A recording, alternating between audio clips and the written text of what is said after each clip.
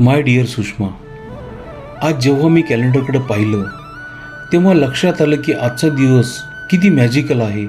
26 तारीख 2026 साल आणि आपल्यासोबतची 26 वर्ष. लोक म्हणतात हा एक योगायोग आहे, पण माझ्यासाठी हा एक मिरॅकल आहे.